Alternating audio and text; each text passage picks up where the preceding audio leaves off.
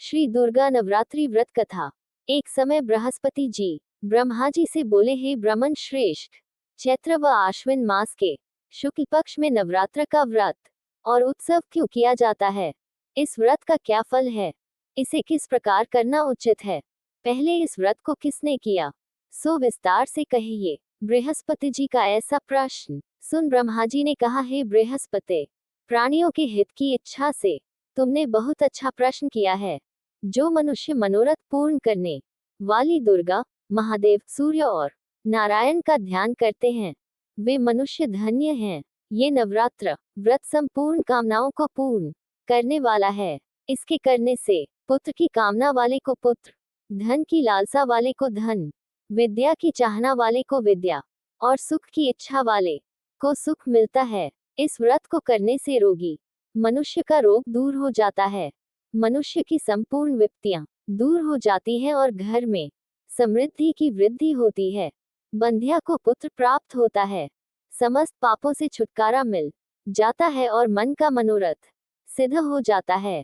जो मनुष्य इस नवरात्र व्रत को नहीं करता वह अनेक दुखों को भोगता है और कष्ट व रोग से पीड़ित हो अंगहीनता को प्राप्त होता है। उसके संतान नहीं होती और वह धन धान्य से रहित हो भूख और प्यास से व्याकुल घूमता फिरता है तथा संज्ञाहीन हो जाता है। जो सधवा स्त्री इस व्रत को नहीं करती वह पति सुख से वंचित हो नाना दुखों को भोगती है। यदि व्रत करने वाला मनुष्य सारे दिन का उपवास न कर सके तो एक समय भोजन करे और 10 दिन बांधवों सहित नवरात्र व्रत की कथा का श्रवण करे। हे बृहस्पति, जिसने पहले इस महाव्रत को किया है वह कथा मैं तुम्हें सुनाता हूँ, तुम सावधान होकर सुनो। इस प्रकार ब्रह्मा जी का वचन सुनकर बृहस्पति जी बोले, हे ब्राह्मण मनुष्यों का कल्याण करने वाले इस व्रत के इतिहास को मेरे लिए कहो, मैं सावधान होकर सुन रहा हूँ। आपकी शरण में आए हुए मुझ पर कृपा करो। ब्रह्मा जी बोले, प्राचीन काल में मनोहर नगर में पीठत नाम का एक अनाथ ब्राह्मण रहता था। वह भगवती दुर्गा का भक्त था। उसके संपूर्ण सद्गुणों से युक्त सुमति नाम की एक अत्यंत सुंदरी कन्या उत्पन्न हुई। वह कन्या सुमति अपने पिता के घर बाल्यकाल में अपनी सहेलियों के साथ क्रीड़ा करती हुई इस प्रकार बढ़ने लगी जैसे शुक्ल पक्ष में चंद्रमा की कला बढ़ती है। उसका पिता प्रतिदिन जब दुर्गा की पूजा करके होम किया करता, वह उस समय नियम से वहां उपस्थित रहती। एक दिन सुमति अपनी सखियों के साथ खेल में लग गई और भगवती के पूजन में उपस्थित नहीं हुई। उसके पिता को पुत्री की ऐसी असावधानी देखकर क्रोध आया और वह पुत्री से कहने लगा, अरे दुष्ट पुत्री, आज तूने भगवती का पूजन नहीं किया, इस कारण मैं किसी कुष्ठ रोगी या दरिद्र मनुष्य के साथ तेरा विवाह करूंगा। पिता का ऐसा वचन सुन सुमति को बड़ा दुख हुआ और पिता से कहने लगी, हे पिता, मैं आपकी कन्या हूँ तथा सब तरह आपके अधीन हूँ, जैसी आपकी इच्छा हो वैसा ही करो। राजा से, कुष्ठी से, दरिद्र से अथवा जिसके साथ चाहो मेरा विवाह कर दो, पर होगा वही जो मेरे भाग्य में लिखा है। मेरा तो अटल विश्वास है, जो जैसा कर्म करता है उसको कर्मों के अनुसार वैसा ही फल प्राप्त होता है, क्योंकि कर्म करना मनुष्य के अधीन है पर फल देना ईश्वर के अधीन है। जैसे अग्नि में पड़ने से तृणादि उसको अधिक प्रदीप्त कर देते हैं, इस प्रकार कन्या के निर्भयता से कहे हुए वचन सुन उस ब्राह्मण ने क्रोधित हो अपनी कन्या का विवाह एक कुष्ठी के साथ कर दिया और अत्यंत क्रोधित हो पुत्री से कहने लगा, हे पुत्री, अपने कर्म का फल भोगो। देखें भाग्य के भरोसे रहकर क्या करती हो। पिता के ऐसे कटु वचनों को सुन सुमति मन में विचार करने लगी, अहो, मेरा बड़ा दुर्भाग्य है जिससे मुझे ऐसा पति मिला। इस तरह अपने दुख का विचार करती हुई वह कन्या अपने पति के साथ वन में चली गई और डरावने कुशायुक्त उस निर्जन वन में उन्होंने वह रात बड़े कष्ट से व्यतीत की। उस गरीब बालिका की ऐसी दशा देख देवी भगवती ने पूर्व पुण्य के प्रभाव से प्रकट हो सुमति से कहा, हे दीन ब्राह्मणी, मैं तुझसे प्रसन्न हूँ, तुम जो चाहो सो वरदान मांग सकती हो। भगवती दुर्गा का ये वचन सुन ब्राह्मणी ने कहा, आप कौन है वह सब मुझसे कहो। ब्राह्मणी का ऐसा वचन सुन देवी ने कहा कि मैं आदि शक्ति भगवती हूँ, और मैं ही ब्रह्मविद्या व सरस्वती हूँ। प्रसन्न होने पर मैं प्राणियों का दुख दूर कर उनको सुख प्रदान करती हूँ। हे ब्राह्मणी, मैं तुझ पर तेरे पूर्व जन्म के पुण्य के प्रभाव से प्रसन्न हूँ। तुम्हारे पूर्व जन्म का वृतांत सुनाती हूँ, सुनो। तू पूर्व जन्म में निषाद भील की स्त्री थी और अति पतिव्रता थी। एक दिन तेरे पति निषाद ने चोरी की। चोरी करने के कारण तुम दोनों को सिपाहियों ने पकड़ लिया और ले जाकर जेल खाने में कैद कर दिया। उन लोगों ने तुझको और तेरे पति को भोजन भी नहीं दिया। इस प्रकार नवरात्र के दिनों में तुमने न तो कुछ खाया और न जल ही पिया। इस प्रकार 9 दिन तक नवरात्र का व्रत हो गया।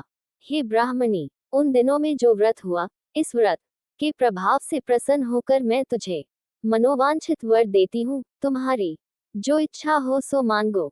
इस प्रकार दुर्गा के वचन सुन ब्राह्मणी बोली, अगर आप मुझ पर प्रसन्न हैं तो हे दुर्गे, मैं आपको प्रणाम करती हूँ। कृपा करके मेरे पति का कोढ़ दूर करो।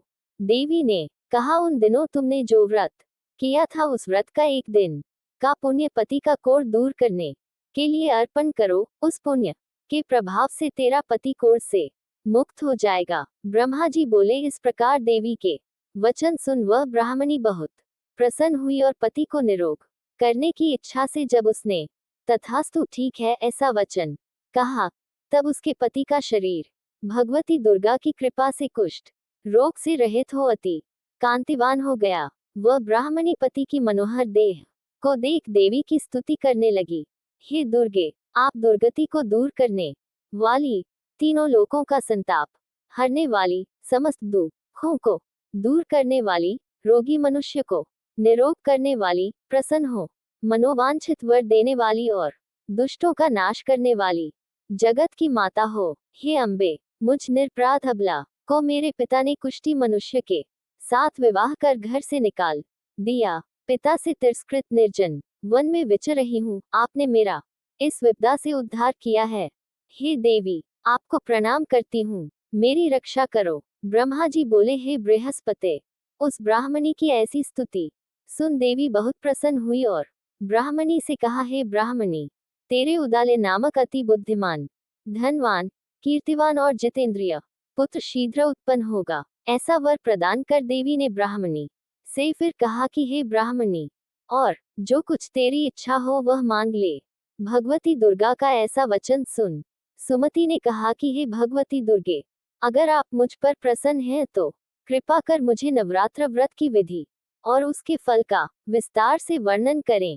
महात्म्य इस प्रकार ब्राह्मणी के वचन सुन दुर्गा ने कहा, हे ब्राह्मणी, मैं तुम्हें संपूर्ण पापों को दूर करने वाले नवरात्र व्रत की विधि बतलाती हूँ, जिसको सुनने से मोक्ष की प्राप्ति होती है।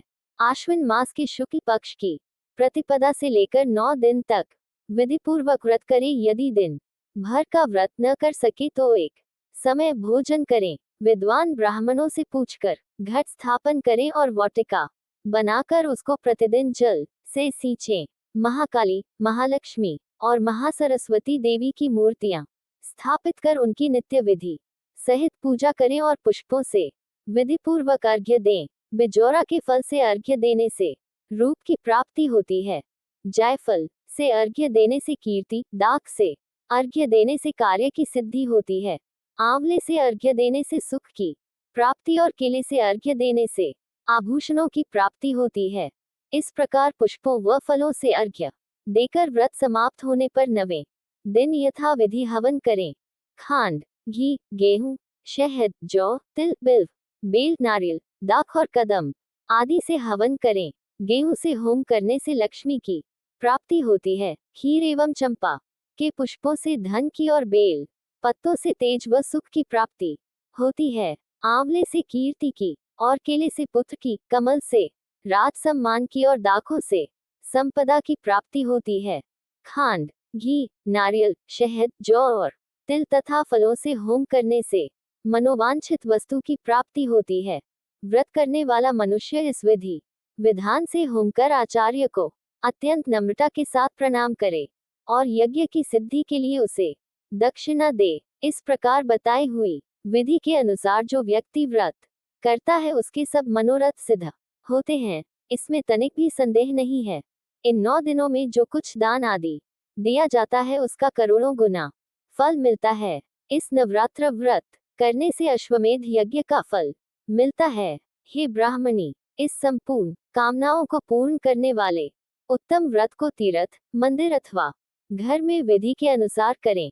ब्रह्मा जी बोले, हे बृहस्पति, इस प्रकार ब्राह्मणी को व्रत की विधि और फल बताकर देवी अंतर्ध्यान हो गई। जो मनुष्य या स्त्री इस व्रत को भक्तिपूर्वक करता है वह इस लोक में सुख प्राप्त कर अंत में दुर्लभ मोक्ष को प्राप्त होता है। हे बृहस्पति, यह इस दुर्लभ व्रत का महात्म्य है जो मैंने तुम्हें बतलाया है। ये सुन बृहस्पति जी आनंद से प्रफुल्लित हो ब्रह्मा जी से कहने लगे कि हे ब्रह्मन, आपने मुझ पर अति कृपा की जो मुझे इस नवरात्र व्रत का महात्म्य सुनाया। ब्रह्मा जी बोले कि हे बृहस्पति, ये देवी भगवती शक्ति संपूर्ण लोकों का पालन करने वाली है। इस महादेवी के प्रभाव को कौन जान सकता है। बोलो देवी भगवती की जय। व्रत की विधि प्रातः नित्य कर्म से निवृत्त हो स्नान कर मंदिर में या घर पर ही नवरात्र में दुर्गा जी का ध्यान करके ये कथा करनी चाहिए। कन्याओं के लिए यह व्रत विशेष लाभदायक है। श्री जगदम्बा की कृपा से सब विघ्न दूर हो जाते हैं तथा सुख समृद्धि की प्राप्ति होती है। प्रार्थना, हे परमेश्वरी, मेरे द्वारा रात दिन सहस्त्रों अपराध होते हैं, यह मेरा दास है, समझकर मेरे अपराधों को क्षमा करो। हे परमेश्वरी, मैं आह्वान, विसर्जन और पूजन करना नहीं जानता, मुझे क्षमा करो।